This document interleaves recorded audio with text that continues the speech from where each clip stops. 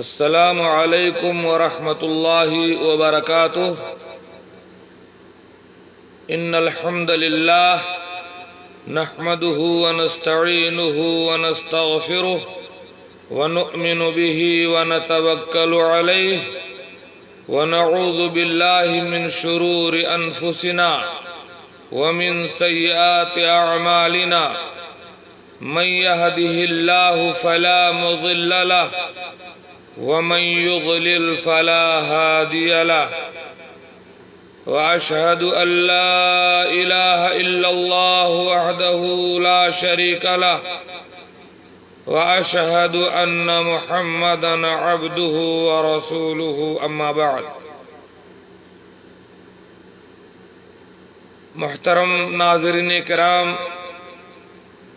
میرے باوقار اسلامی بھائیوں اور میری پیاری ماں اور بہنوں،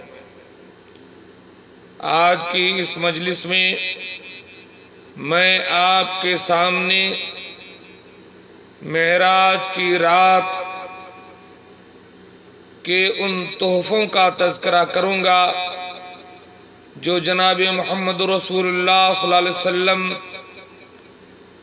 ہمارے لیے یعنی امت محمدیہ کے لیے وہ تحفے لے کر تشریف لائے۔ معراج کی رات کے وہ 4 تحفے کیا ہیں، آپ سماعت کیجئے۔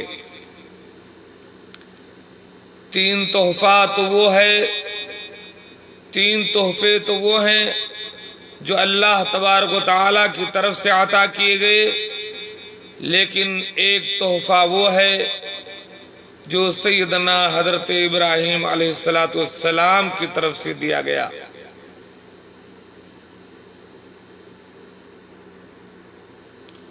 عن عبداللہ بن مسعود رضی اللہ تعالی عنہ انہو قال لما اسری برسول اللہ صلی اللہ علیہ وسلم انتہی به الى سدرۃ المنتہى قال فأعطي رسول الله صلى الله عليه وسلم 3 أعطي الصلوات الخمس وأعطي خواتيم سورة البقرة وغفر لمن لم يشرك بالله من أمته شيئا المقحمات، رواه مسلم في صحيحه والنسائي وصححه الألباني رحمہ اللہ۔ وعلیکم السلام ورحمۃ اللہ وبرکاتہ۔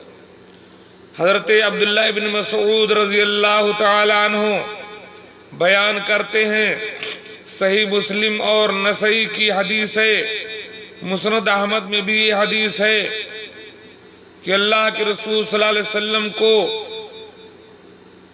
جب معراج کرایا گیا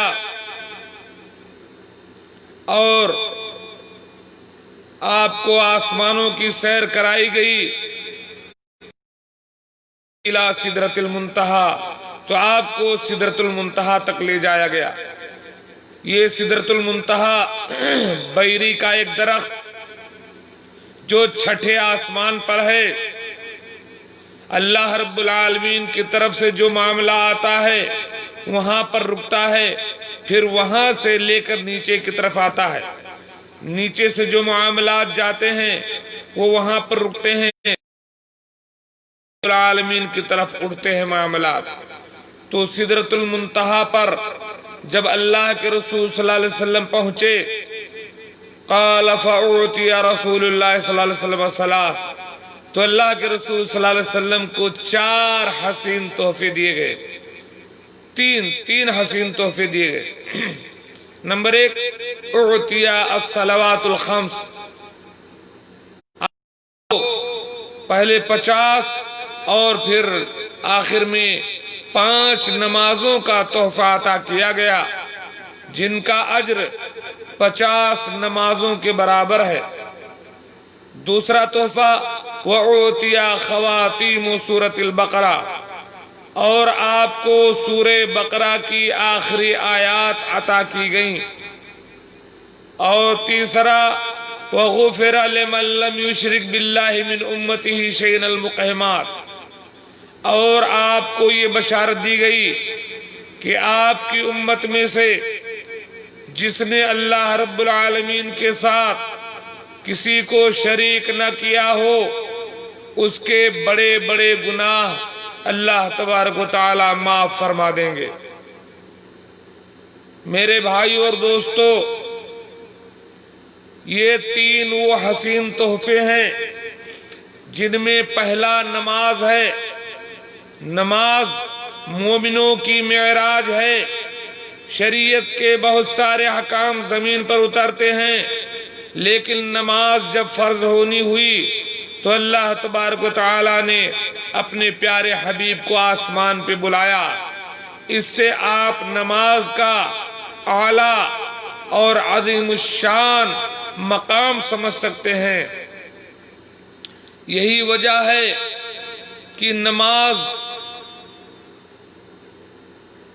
اللہ کے رسول صلی اللہ علیہ وسلم اس دنیا سے جاتے ہوئے بھی آپ نے جو آخری وصیتیں کی تھیں اپنی آخری بیماری میں، ان میں ایک وصیت یہ بھی تھی، الصلاۃ الصلاۃ الصلاۃ، نماز کا خیال رکھنا۔ تو نماز یہ مومنوں کی معراج ہے۔ اور اس سے پہلے میں نے درس میں ذکر کیا تھا، ایک درس میرا ہے کہ ہم نماز کیوں پڑھیں، اس میں نماز کا مقام بیان کیا گیا، نماز کے فوائد، نماز کے فضائل، نماز کی منزلت، نماز کی اہمیت کا اس میں ذکر کیا گیا ہے۔ یہ معراج کا حسین پہلا تحفہ ہے جو نماز کی شکل میں محمد رسول اللہ صلی اللہ علیہ وسلم کو عطا کیا گیا۔ اور یہی نماز مومن اور کافر کے درمیان فرق کرنے والی چیز ہے۔ جس نے اس نماز کو قائم کیا اس نے گویا کہ اسلام کو قائم کیا۔ وَمَنْ هَدَمَهَا فَقَدْ هَدَمَ الدِّينَ، اور جس نے نماز کو ڈھال دیا اس نے دین کو ڈھا دیا۔ دوسری چیز، دوسرا تحفہ جو ملا آپ کو وہ ہے سورہ بقرہ کی آخری دو آیات۔ پورے سورہ بقرہ کی بہت بڑی فضیلت ہے۔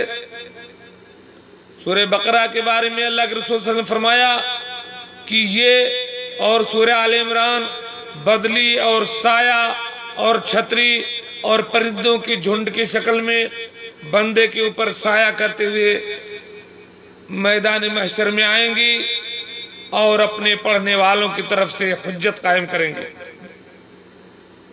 اور سورہ بقرہ کے بارے میں فرمایا کہ فَإِنَّ أَخْذُهَا بَرَكَةٌ وَتَرَكُهَا حَسَرَةٌ وَلَا تَسْتَطِيعُهَا الْبَطَلَةُ۔ سورہ بقرہ کو پڑھنا ہر طرح کے خیر و برکت کا باعث ہے، اس کو چھوڑ دینا افسوس، ندامت اور حسرت ہی حسرت ہے۔ اور اس کو پڑھنے والا، اس کے اوپر نہ کوئی شیطان، نہ کوئی جادوگر، نہ کوئی ٹونا ٹوٹکا کرنے والا، کوئی بھی اس کے اوپر قابو نہیں پا سکتا۔ بہت بڑی فضیلت ہے سورہ بقرہ کی، اور اسی کی آخری دو آیات کی اتنی بڑی فضیلت اللہ کے رسول صلی اللہ علیہ وسلم نے فرمایا کہ جو شخص ایک رات میں سورہ بقرہ کی من قرأ آیتین من سورۃ البقرہ فی لیلۃ کفتاہ، ایک رات میں جو کوئی سورہ بقرہ کی آخری دو آیات پڑھ لے وہ اس کے لیے کافی ہو جائیں گی۔ شارحین نے بیان کہ ہر چیز سے کافی ہو جائے گی۔ وہ گویا کہ اس نے قیام اللیل کر لیا، اس نے گویا کہ پورا قرآن پڑھ لیا، شیاطین سے اس کی حفاظت، مال سے، یعنی مال میں بھی اللہ تعالیٰ برتری عطا کرے گا، یعنی ہر چیز اس کے لیے کافی ہو جائے گا۔ اتنا بڑا مقام ہے سورۃ البقرہ کا جو اللہ کے رسول صلی اللہ علیہ وسلم کو خصوصی طور پر بطور ہدیہ معراج کی رات عطا کیا گیا۔ کیا ہے وہ آیت؟ اعوذ باللہ من الشیطان الرجیم۔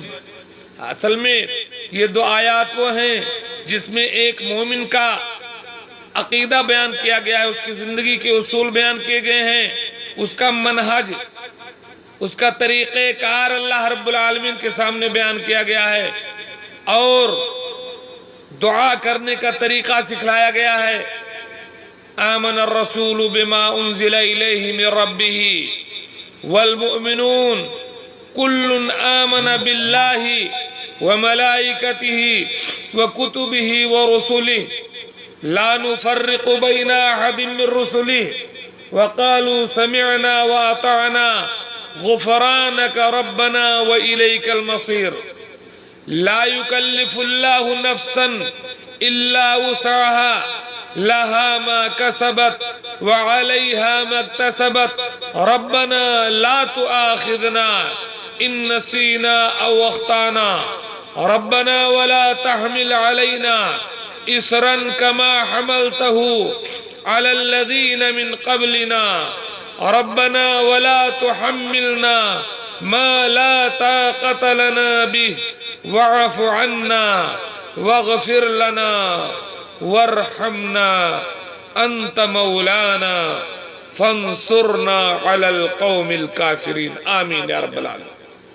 تو سورہ بقرہ کی آخری دو آیات یاد رکھیے، حفظ کر لیجئے، رات میں سونے سے پہلے پڑھیے اور نمازوں میں پڑھیے، اور اس میں جو دعائیں ہیں آخر میں اس کو کبھی بھی وہ دعائیں پڑھا کیجئے۔ اللہ تعالی ہمیں اس کو توفیق دے۔ اور معراج کی رات کا تیسرا اور سب سے حسین، سب سے زبردست تحفہ یہ ہے کہ موحد کے بڑے بڑے گناہوں کو اللہ تبارک و تعالی معاف فرما دے گا۔ جو آدمی اللہ رب العالمین کے ساتھ کسی کو شریک نہ کرے گا، اگر بائی چانس اس سے کوئی بڑا گناہ ہو گیا تو اللہ تعالیٰ اس کے بڑے گناہوں کو معاف فرما دے گا۔ اور کیا چاہیے؟ ایک حدیث قدسی میں ہے، اللہ تعالیٰ فرماتا ہے یا ابن آدم لو اتیتنی بقراب الارض خطایا ثم اتیتنی لم تشرک بی شیئا لاتیتک بقرابها مغفرہ۔ اے ابن آدم، اگر زمین بھر تو گناہ لے کر کے آ جائے، لیکن اس حال میں تو آئے کہ تو نے شرک نہ کیا ہو، تو میں زمین بھر کر کے تجھے بخشش اور مغفرت عطا کر دوں۔ اللہ اکبر۔ میرے بھائیوں اور دوستو، میری ماں اور بہنوں، جو کسی جہالت کی وجہ سے، کم علمی کی وجہ سے، شک و شبہ کی وجہ سے، کسی کے بہکانے کی وجہ سے اگر آپ شرک کا شکار ہیں، آپ کی زندگی میں کہیں بھی شرک پایا جاتا ہے، آپ کے گھر میں، آپ کے اندر، آپ کے اولاد میں، فوراً توبہ کر لیجئے، اللہ کے واسطے توبہ کر لیجئے۔ اگر اللہ کی جنت لینی ہے، اللہ کے عذاب سے بچنا ہے، کیونکہ شرک کی موجودگی میں اللہ تبارک و تعالی جنت عطا نہیں کرے گا، جہنم سے نجات نہیں ملے گی۔ لیکن اگر شرک نہیں ہے، بڑے بڑے گناہ اللہ تعالی معاف کر دے گا انشاءاللہ۔ اللہ تعالیٰ فرماتا ہے ان اللہ لا یغفر ان یشرک بہ ویغفر ما دون ذلک لمن یشاء۔ اللہ تبارک و تعالی نہیں معاف کرے گا کہ اس کے ساتھ کسی کو شریک کیا جائے، اور شرک کے علاوہ جو گناہ بھی جس کے لیے چاہے معاف کر سکتا ہے۔ جو آدمی شرک نہیں کیا وہ ضرور بضرور جنت میں جائے گا۔ اگر اس کے گناہوں کی وجہ سے اللہ تعالیٰ نے اس کو سزا دی تو سزا کے بعد جائے گا، اور اگر اللہ تبارک و تعالیٰ نے اس کو معاف کر دیا تو بغیر سزا کے وہ جنت الفردوس میں جائے گا انشاءاللہ۔ لیکن اگر شرک کیا ہے کبھی معافی نہیں۔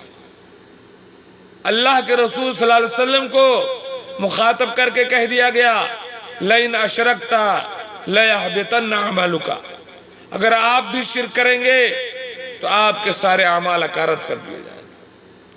قرآن پاک میں ایک جگہ 18 یا 19 نبیوں کا نامزد ذکر کرنے کے بعد کہہ دیا گیا وَلَوْ أَشْرَكُوا لَحَبِطَ عَنْهُمْ مَا كَانُوا يَعْمَلُونَ، اگر یہ لوگ شرک کرتے تو ان کے سارے اعمال اکارت ہو جاتے۔ ہماری اور آپ کی کیا حیثیت ہے؟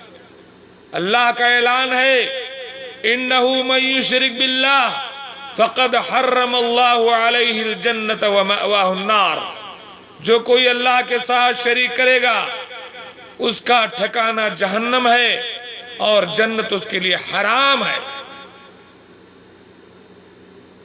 تو معراج کا تیسرا تحفہ یہ ہے کہ جو بندہ موحد ہوگا اللہ کے ساتھ کسی کو شریک نہ کرے گا، اللہ تعالیٰ اس کے بڑے بڑے گناہوں کو معاف فرما دیں گے۔ تو یہ تین تحفے اللہ کے رسول صلی اللہ علیہ وسلم کو جو دیے اللہ تبارک و تعالیٰ نے دیے، کیا؟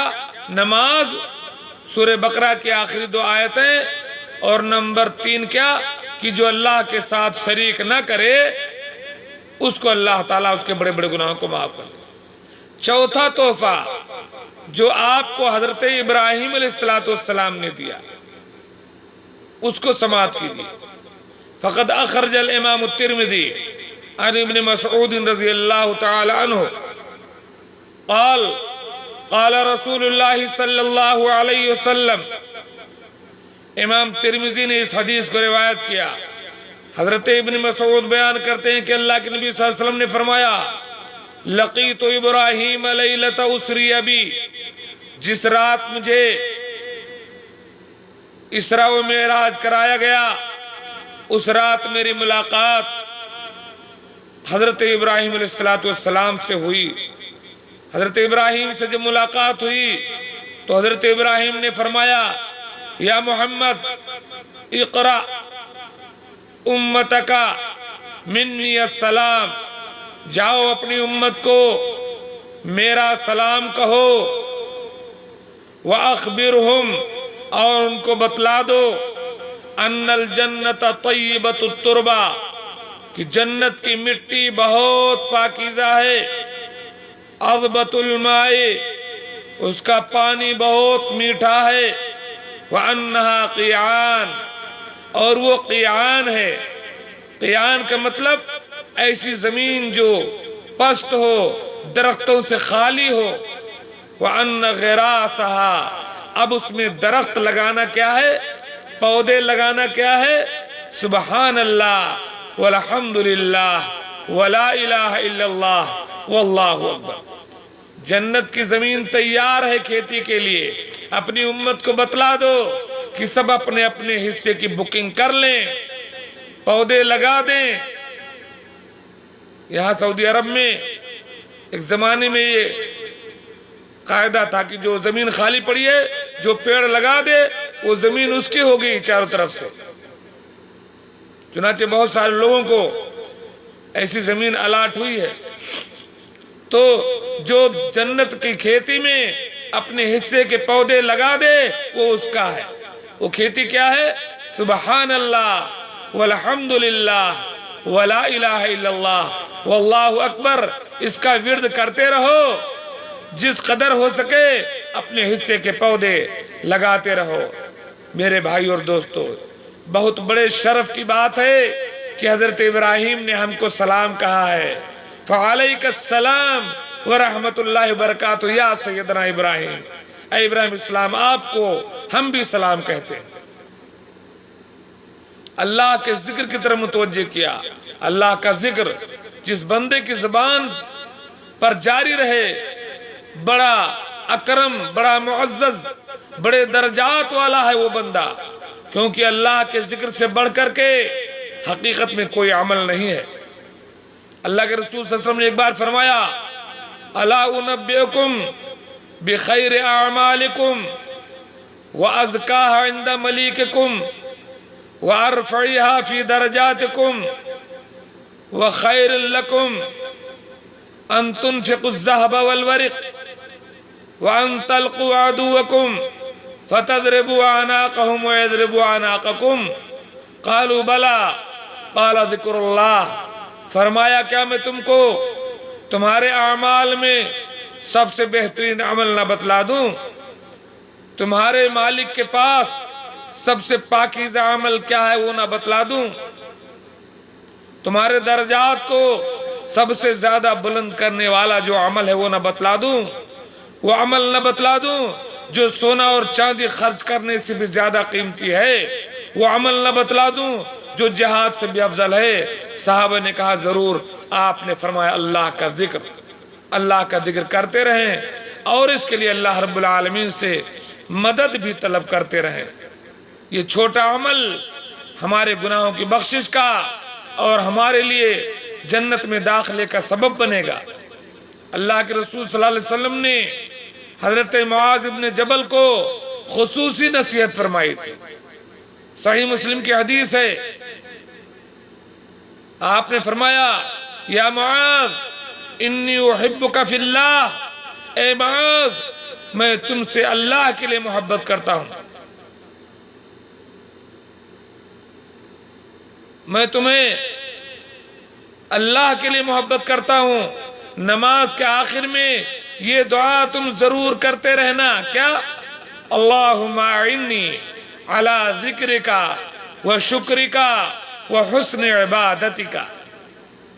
حضرت معاذ کو کہا اے معاذ اللہ کے لیے میں تم سے محبت کرتا ہوں، نماز کے آخر میں یعنی اتحیات اور درود شریف پڑھنے کے بعد جو دعائیں ہیں ان میں یہ دعا ضرور کرنا، یا بعض علماء نے کہا کہ سلام پھیرنے کے بعد کہ اذکار میں بہرحال جو بھی ہو، میری اپنی سمجھ یہ ہے کہ نماز کے آخر میں یعنی اتحیات اور درود شریف کے بعد کی دعاؤں میں بندہ یہ دعا کرنا نہ بھولے، اللہم اعنی علی ذکرک و شکرک و حسن عبادتک۔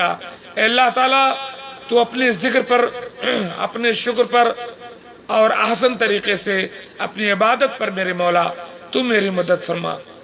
تو یہ چار تحفے اللہ کے رسول صلی اللہ علیہ وسلم کو معراج کی رات عطا کیے گئے، 3 اللہ کی طرف سے، 1 حضرت ابراہیم کی طرف سے۔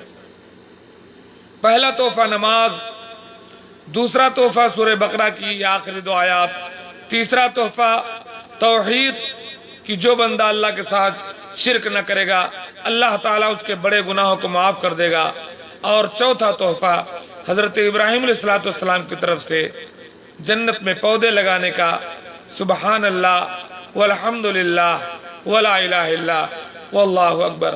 اللہ تبارک و تعالی ہمیں ان چاروں تحفوں کی قدر کرنے کی، اپنی زندگی میں ڈھالنے کی، اس پر عمل کرنے کی، اور اس کے ذریعے سے اپنے کردار کو سنوار کر دنیا اور آخرت میں کامیابی حاصل کرنے کی توفیق دے۔